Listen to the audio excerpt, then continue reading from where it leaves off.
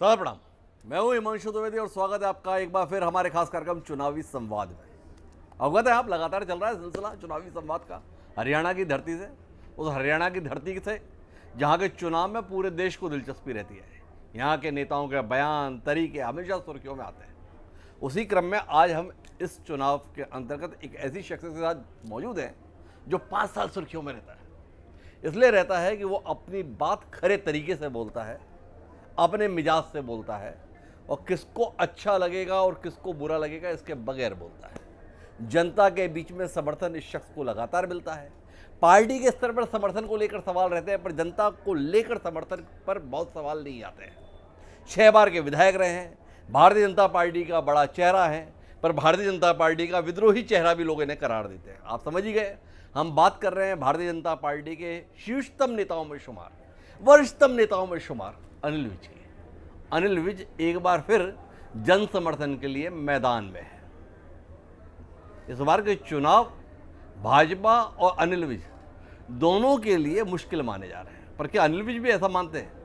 समझने की कोशिश करते हैं। तो इस समय हम अनिल विज जी के चुनाव कार्यालय में मौजूद हैं, अम्बाला कैंट में। तो अनिल जी, बहुत बहुत स्वागत आपका। इतने चुनाव लड़े आपने, इस बार चुनाव कुछ अलग अलग सा महसूस हो रहा है। ऐसा हमको महसूस हो रहा है या अनिल विज जी को भी महसूस हो रहा है? ये जो चुनाव है,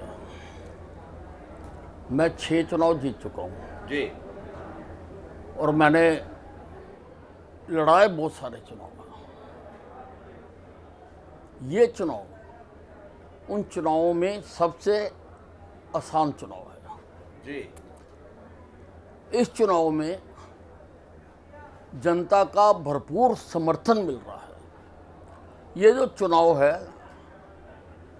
ये चुनाव काम करने वालों की राजनीति और केवल बातें करने वालों की राजनीति के बीच में है। मैंने जब जब समय मिला, मैंने अम्बाला छावनी में अनेकों विकास कार्य करवा के दिए हैं, जबकि इसके विपरीत जो कैंडिडेट और मैदान में हैं और कांग्रेस विशेष तौर से 40-50 साल इस देश में एक छत्र राज्य किया है, एक भी काम ये बता नहीं सकते जो उन्होंने इस शहर के लिए किया हो। तो लोग के सामने 2 पक्ष हैं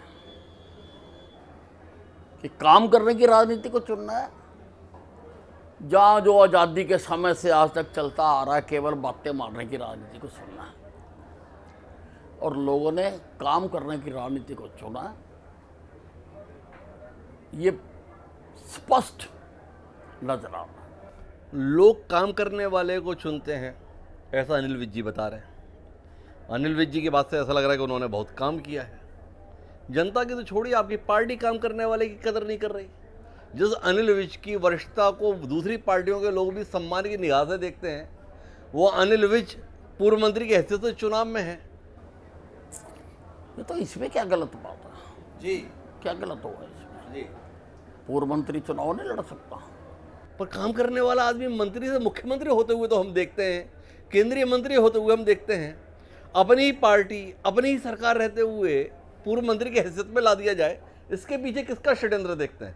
किसी का षड्यंत्र नहीं है, ये मैंने खुद चुना है जी।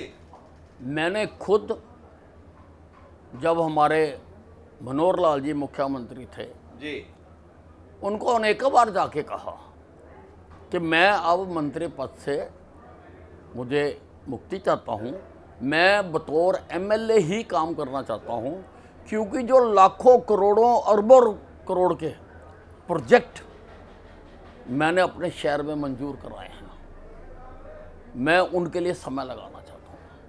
तो वो नहीं मानते थे, हंस के टाल देते थे जब भी मैं कहता था। अब जब नई कैबिनेट बनने जा रही थी तो that there was an opportunity, मैंने उस अपॉर्चुनिटी को अवेल किया जी। और मैंने उनको कहा कि मैं इस कैबिनेट में शामिल नहीं होऊंगा, मैं अपने हलके के लोगों के लिए अधिक समय लगाना चाहता हूँ। जी।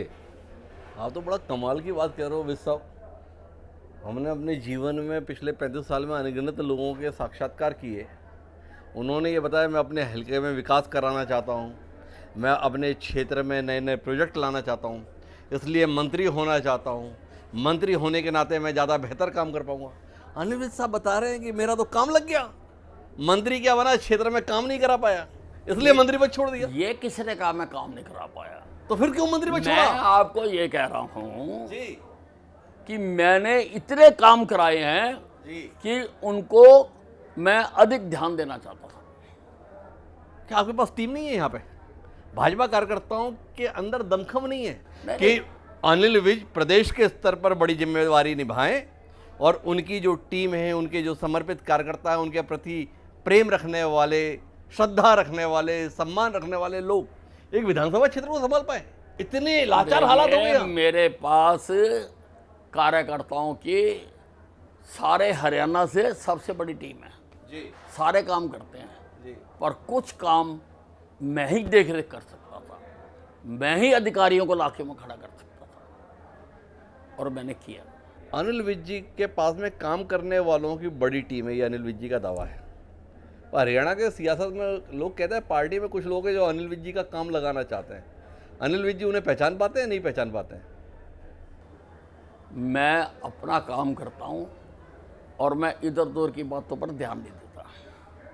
वो अनिल विज जी इतने भी अनाड़ी आदमी तो है नहीं। 6-6 बार अगर एक क्षेत्र को, जिसमें 2 बार निर्दलीय भी निकाले हों, दाएं बाएं क्या हो रहा है इसे बिल्कुल अनदेखा कर देते हैं या समय आने पर उनको ठीक भी कर लेते हैं?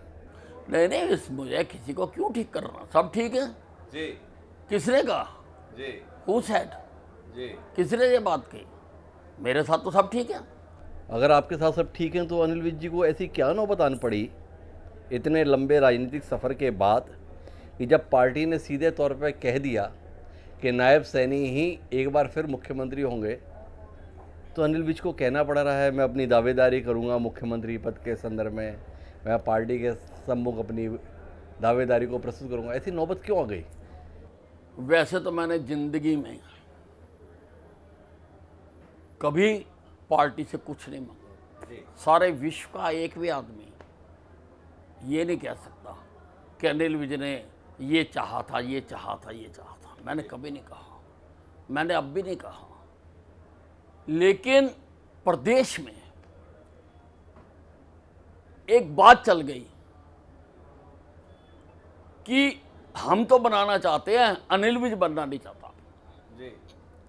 तो मेरे को बहुत सारे लोग मिले, मेरे शहर के लोग भी मिले, मेरे कार्यकर्ताओं ने भी बात की, तो मैंने उस बात का जवाब दिया। मैं मांग नहीं रहा किसी से, मैं ये कह रहा हूँ कि अगर पार्टी मुझे बनाएगी तो मैं इनकार नहीं करूँगा।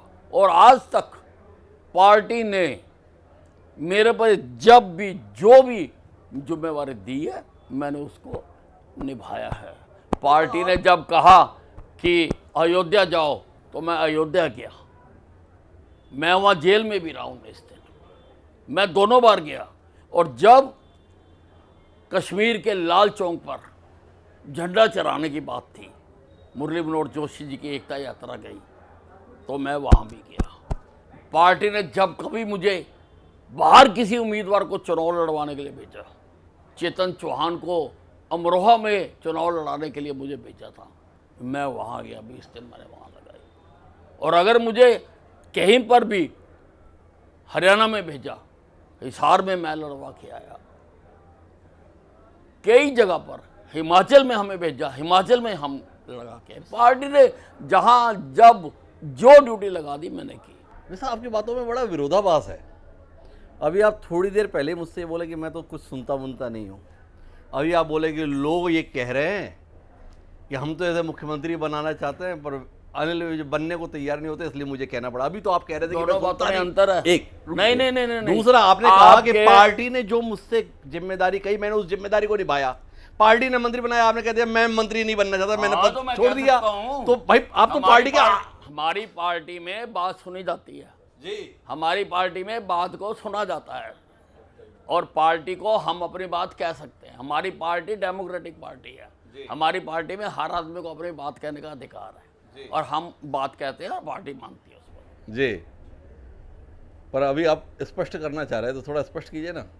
हम भी तो यही कह रहे थे कि विस साहब सुनते नहीं है क्या लोग क्या कह रहे हैं। अभी विस साहब ने कहा कि हाँ मैंने सुन के दोनों बातों में अंतर है। जी आप कह रहे हो कि लोग क्रिटिसिज्म करते हैं, मैं नहीं सुनता।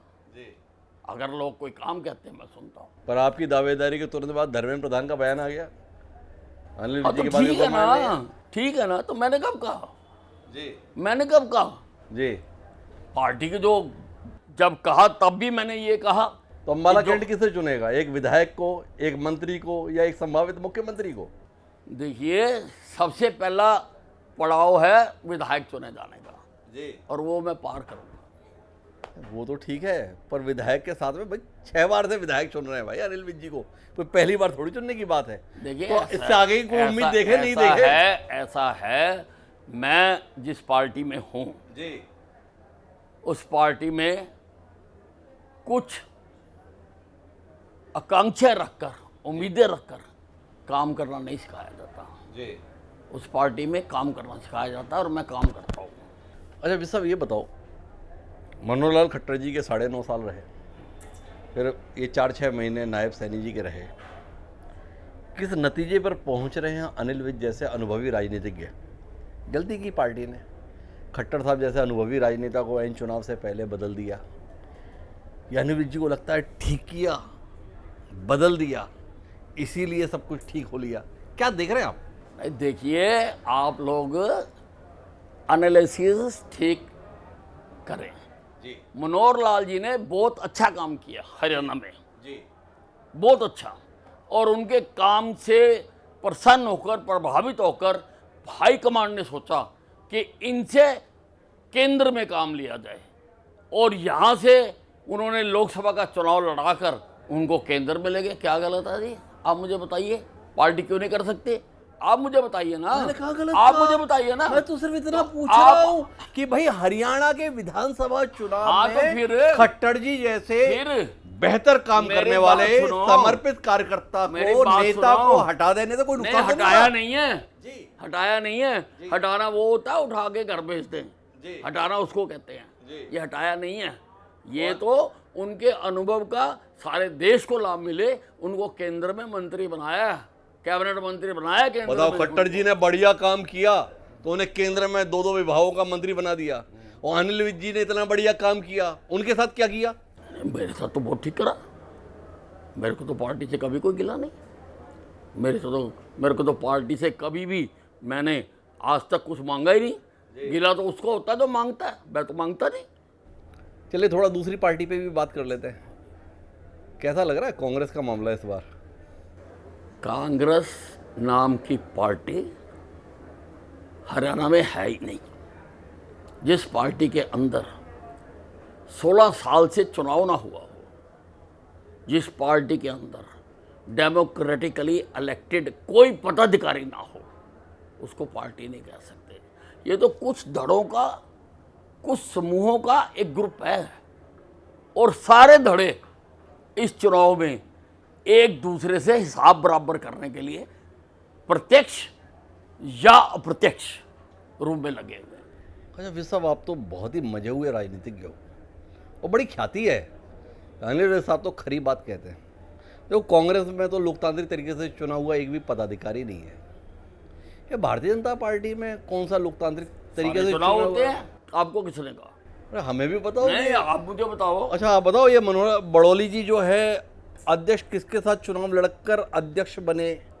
वो ओम प्रकाश धनखड़ कब चुनाव वो लड़कर? हमारा संविधान में, क्योंकि मिड टर्म हो गया तो उसमें नॉमिनेट करने की पावर देता है। वैसे जब हमारे रेगुलर चुनाव होते हैं, अब हमारा प्रोसेस शुरू हो गया। आप देखना, सारे देश में भारतीय जनता पार्टी अकेली पार्टी है जिसमें चुनाव होते हैं नीचे से ऊपर। बाकी पार्टियों में ऊपर से नीचे आते हैं। थोड़ा ज्ञानवर्धन करो ना हमारी जानकारी का, कि कौन सा राष्ट्रीय अध्यक्ष का चुनाव हुआ जिसमें आमने सामने का चुनाव हुआ हो, थोड़ा हमें भी पता चले। 1980 से लेकर आज 2024 तक बैठे हैं विस साहब, थोड़ा निकाल के बताओ ना, कब आपके यहाँ पर? नहीं, चुनाव तो होता है, क्यों नहीं होता? अब अगर जरूरी आप समझते हैं कि जिस प्रकार से कांग्रेसी आपस में लड़ते हैं वैसे लड़ाइए हो, सहमति से हो जाता है, इसमें क्या बात है? पर चुनाव होता है, चुनाव होता है। मैं खुद कई चुनाव में शामिल रहा। कांग्रेस की इतनी बुरी हालत है आपके अनुसार, कांग्रेस नाम की कोई पार्टी नहीं है, फिर भी 5-5 सीटें लोकसभा में जीत गई और आप 10 सीटें जीते हुए थे 2019 में, 5 सीटों पर रह गए। विसाप की कोई दृष्टि जाती है इस पर? बिल्कुल जाती है, क्या निकला? और हमने बिल्कुल विश्लेषण करा इसका जी और विश्लेषण करके मेरा एक एक कार्यकर्ता जी उस पराजय का बदला लेने के लिए इस बार चुनाव के मैदान में डटा हुआ है। जी और जो घायल शेर होता है जी वो ज़्यादा खूंखार हो जाता है, ज़्यादा खूंखार। और इसका रिजल्ट आपको पता चलेगा 8 तारीख को। 8 तारीख को देखना क्या होता है। खूंखार तो 8 तारीख को देखना क्या होता है। 8 तारीख खूंखार को। तो ठीक है विसाप, हाँ। पर ये तो बताओ कि 5 सीटों पर सिमटी क्यों भाजपा लोकसभा चुनाव में कांग्रेस के मुकाबले, जो कांग्रेस विसाप के अनुसार है ही नहीं। मेरी बात सुनो, हमने बता दिया ना जी कि हमने उसका विश्लेषण किया है। क्या और निकला? वो मैं आपको क्यों बताऊं, वो हमारा इंटरनल मैटर है। Why should I tell to you, जी that is our internal matter. ऐसा क्या आपकी पार्टी के अंदर गड़बड़ हुआ जो आपको कोई बताने गड़बड़ में नहीं दिक्कत हुआ, है? कोई गड़बड़ नहीं हुआ। जी हम अनेकों चुनाव लड़ते जी। हैं, अनेकों विषय होते हैं, हम उन पर विचार करते हैं। जी।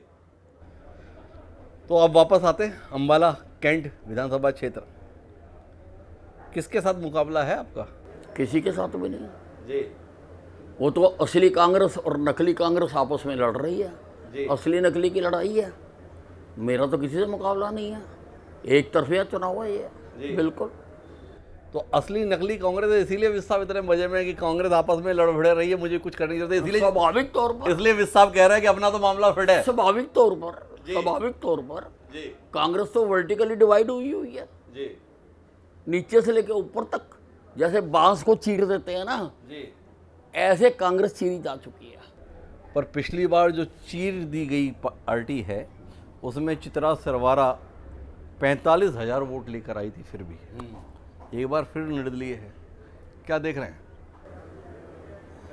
इस बार सबकी जमानतें जब्त होंगी अंबाला छावनी में। वजह ये है कि लोग काम को चाहते हैं और काम केवल केवल केवल केवल केवल अनिल विज ने कराए हैं। लोगों को काम चाहिए, लोगों को बातें नहीं चाहिए।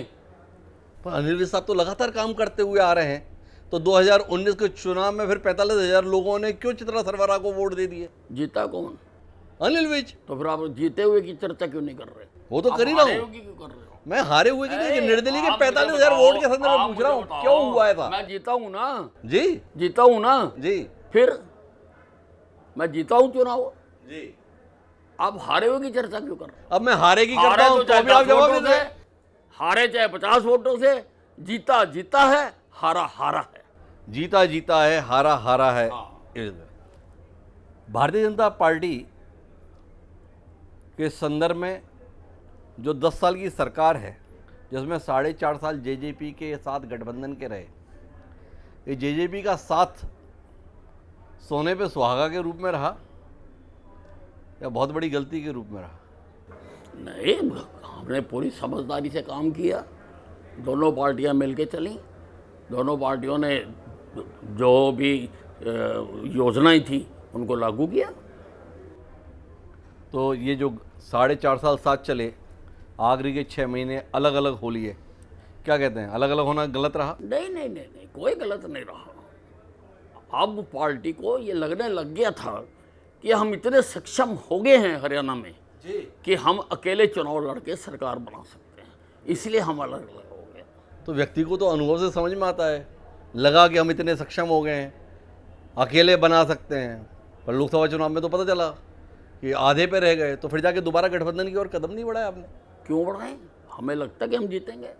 हारने के बाद भी? नहीं, हमें लगता हम जीतेंगे। हारने के बाद भी? हमें लगता है हम जीतेंगे। हारने के बाद भी? अरे चुनाव जीतेंगे आप। 8 तारीख को करना ना बात मेरे साथ जी। 8 तारीख को, और आप देखना कि सारे हरियाणा में और आज भी लहर चल रही है। और जेजेपी की, जिसने बहुत बढ़िया काम किया आपके साथ, उनकी वही बताएंगे, उनकी मैं क्यों बताऊं?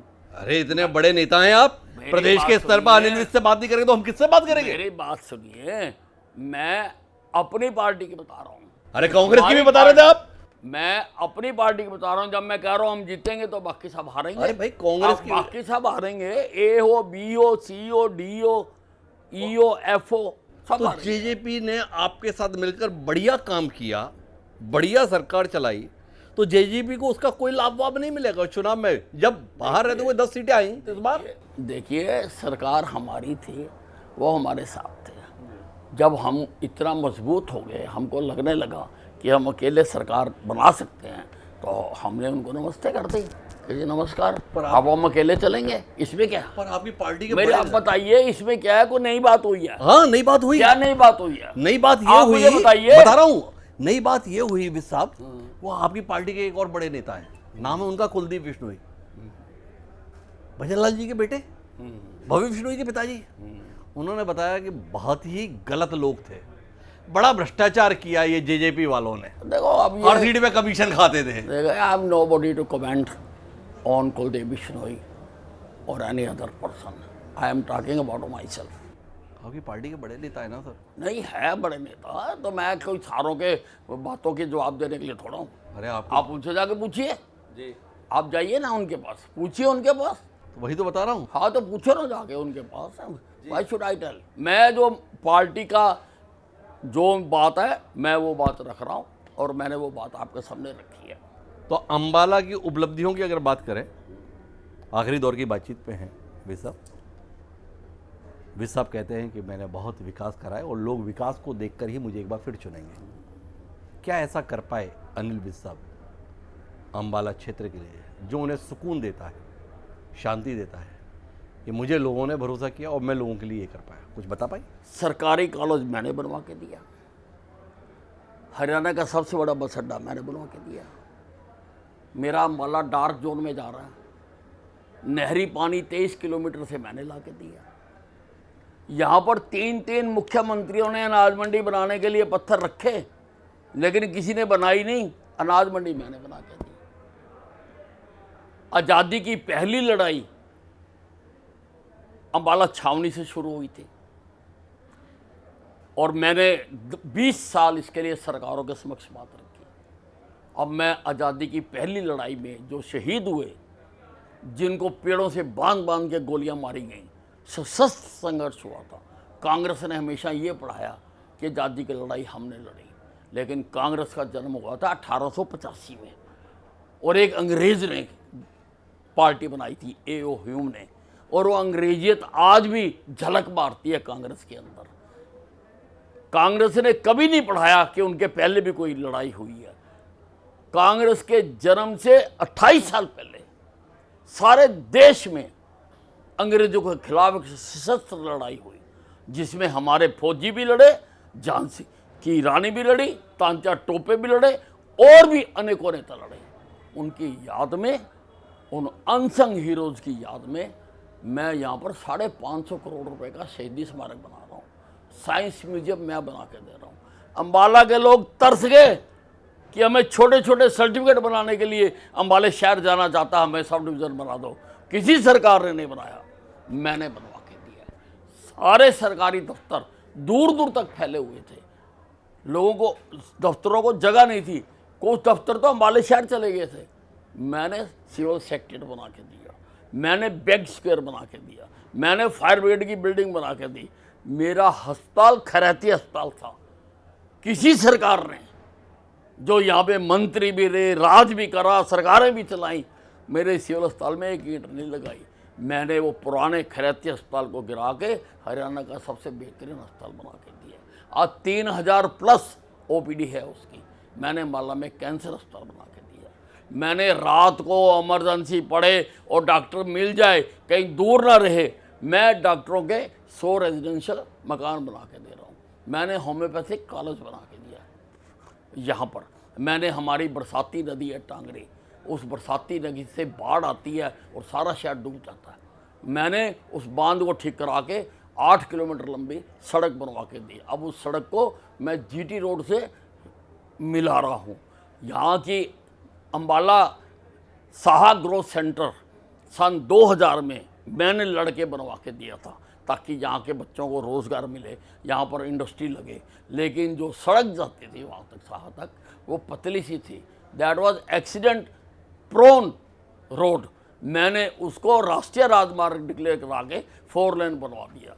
मैं अंबाला के चारों तरफ रिंग रोड बनवा के दे रहा हूँ ताकि हैवी ट्रैफिक अंदर ना आए। मैं अंबाला से दिल्ली तक एक अनदर रोड बना के दे रहा हूँ वाया शामली जाने के लिए। मैं अंबाला से पोंटा साहब जाने के लिए सड़क बना के दे रहा हूँ। मैंने बच्चे नशे की भेंट ना चढ़ जाएं, मैंने यहाँ पर फीफा अप्रूव्ड फुटबॉल स्टेडियम बना के दिया है। मैंने ऑल वेदर स्विमिंग पूल बना के दिया है। आज वो हिंदुस्तान में सबसे टॉप का है। सारे राष्ट्रीय खेल अब जहाँ होते हैं, खेलो इंडिया भी यहाँ हुआ था। मैंने जिम्नास्टिक हॉल को अंतर्राष्ट्रीय करवा के दिया।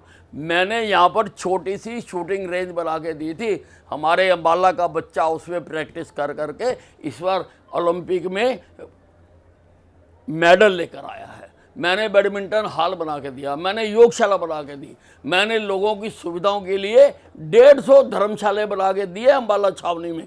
मैंने यहाँ पर एयरपोर्ट बना के दिया। अगर केवल 15 दिन कोड ऑफ कंडक्ट और ना लगता, आज अंबाला से हवाई जहाज उड़ रहे। मैंने ये सारे एक नालों के ऊपर बसा हुआ शहर था अंबाला छावनी। मैंने वो सारे नाले करा के उसमें स्ट्रॉन्ग वाटर पाइप। सुन तो लो अब, आप नहीं, सुन मेरी एक सवाल है। सुनो, पहले सुन तो अरे लो ना। सुनो तो सही अनिल भाई, मुझे साहब ये बताओ, ये असीम गोयल के साथ आपने इतना बुरा क्यों किए? इतना सब कुछ आप बगल की पड़ोस की विधानसभा में ही करा लियो। असीम गोयल कैसे अपने इलाके में वोट मांगेंगे भाई? आपकी पार्टी के साथी है। उन्होंने भी अपने शहर की जो जरूरतें कराया होगा, पर मैं अपने काम बता रहा हूँ। आपकी आंखें ऐसे ऐसे करने लगी जब मैंने सारी बताए। हाँ, तो मैं तो असीम गोयल के लिए चिंता कर लिया। और थोड़ा कुछ चिंता कर रहे हो मेरे बहुत काम है जी। मैंने यहाँ पर बना के दिया मल्टी स्टोरी कार पार्किंग। मैंने मेरे शहर में इन्हीं कांग्रेसियों ने एक प्राइम लैंड मिल के सारों ने इन्होंने अपने नाम करा ली थी। मैंने लड़ाई लड़के, धरने दे के, जुलूस करके, हाई कोर्ट में जाके छुड़वा कर मैंने वहाँ पे नेताजी सुभाष चंद्र बोस पार्क बना के दिया है। पहले लोग अंबाले से चंडीगढ़ घूमने जाते थे, आजकल चंडीगढ़ के लोग अंबाला घूमने आते हैं। मेरे कामों की लिस्ट इतनी लंबी है, अगर मैं बताऊंगा आपके चैनल का टाइम खत्म हो जाएगा। वो बताओ, ये अनिल विज इतना लड़ते क्यों हैं? मैं लड़ रहा हूँ।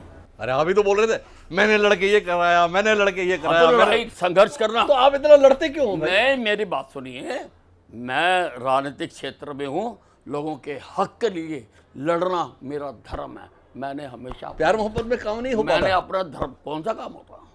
सरकारें कांग्रेस की और वो प्यार मोहब्बत में कर देंगे।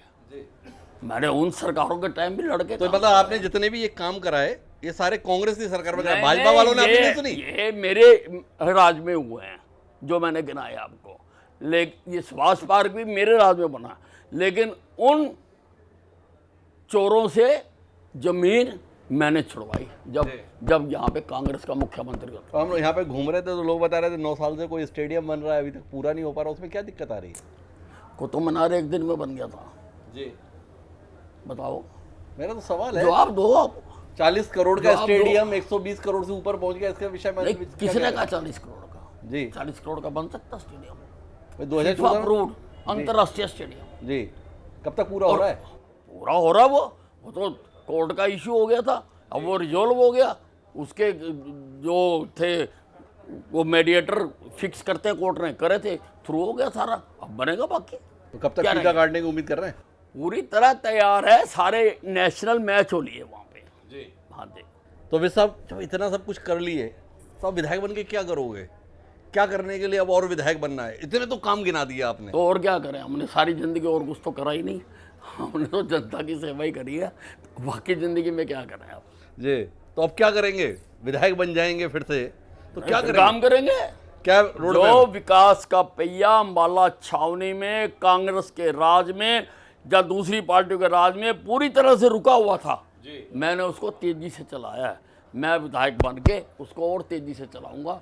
और भी कई योजनाएं हैं मेरे दिमाग में, और भी कई चीजें हैं पाइपलाइन में जो मैंने यहाँ मंजूर करा रखी तो हैं। विस साहब, अब आपको भरोसा है कि जनता तो आपको जिता ही रही है?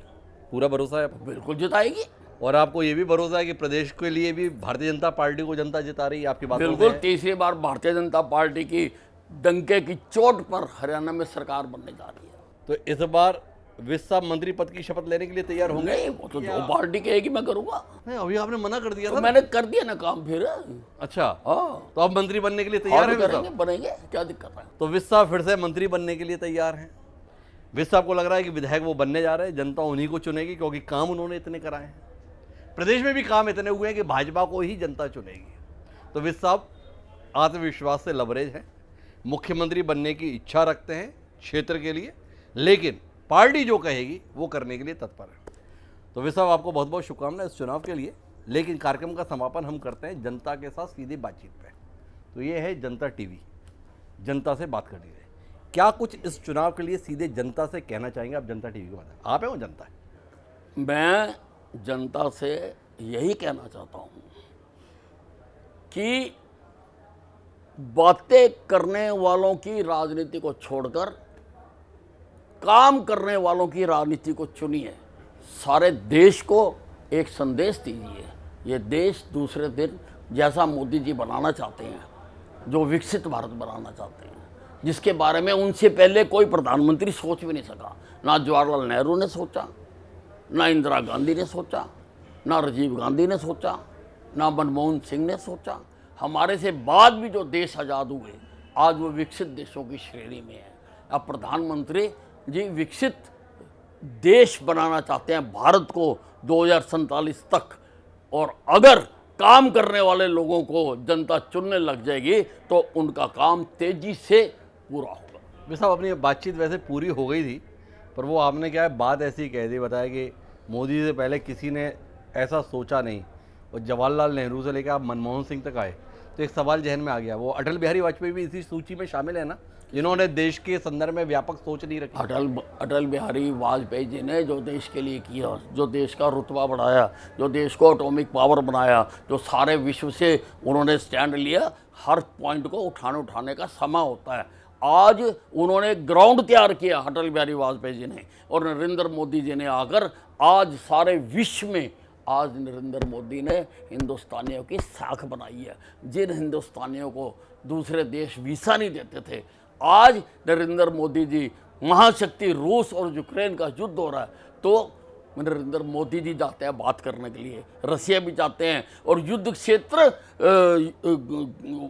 दूसरे देश में भी जाते हैं और उनका समझौता कराने की कोशिश करते हैं। आज नरेंद्र मोदी जी की वजह से G20 हिंदुस्तान में हुआ, G20 हिंदुस्तान में हुआ। कश्मीर में जहां कोई जा नहीं सकता था, आम आदमी भी जाते डरता था, G20 का एक सम्मेलन कश्मीर में भी उन्होंने करवाया। सारे विश्व ने आकर देखा कि नरेंद्र मोदी का जलवा है। पर विज साहब वो कश्मीर में लोकसभा चुनाव हुआ, घाटी की 3 सीटों पर भाजपा प्रत्याशी तक ना उतार पाई। अभी भी चुनाव हो रहा है, देखो 6 साल बाद 90 सीटों पर 28 सीटों पर भाजपा प्रत्याशी नहीं उतार पाई। मन नहीं दुखता आपका? कहाँ अनिल विज का साहस था उस दौर में जब आतंक था, तो झंडा फहराने के लिए विज साहब जो है लाल चौक तक पहुंच गए, और आज देखिए सब कुछ इतना बेहतर हो गया तो भी 28 सीटों पर चुनाव नहीं लड़ रहे। धारा 370 लगाने के मायने और बहुत हैं, सिर्फ चुनाव की जीत और उसका मायना नहीं है। आज उग्रवाद की घटनाओं में 70-80% कमी आ चुकी है। आज वहाँ पर इन्वेस्टमेंट हो रही है, आज वहाँ पर डेवलपमेंट हो रही है, आज वहाँ पर एम्स बनाया गया है, आज वहाँ पर कॉलेज बनाए जा रहे हैं, आज वहाँ पर इंजीनियरिंग सिखाई जा रही है। जहाँ पे पहले खाली गोली चलानी सिखाई जाती थी, हमने उसको बदल दिया है। पर विषयांतर हो जाएगा। हम हरियाणा चुनाव पर केंद्रित हैं। अनिल विज साहब उत्साह से लवरेज है, 7वीं बार विधायक बनने की तैयारी में है। उनके समर्थक उन्हें केवल मंत्री या विधायक नहीं देखना चाहते, उससे इतर देखना चाहते हैं। देखें विज साहब के समर्थकों की इच्छा कब और कहाँ तक पूरी होती है। लेकिन विज साहब का बहुत बहुत धन्यवाद, इतनी व्यस्तता के बीच आपने समय निकाला। और आज के इस कार्यक्रम में इतना ही, मुझे दिया सादर प्रणाम, नमस्कार।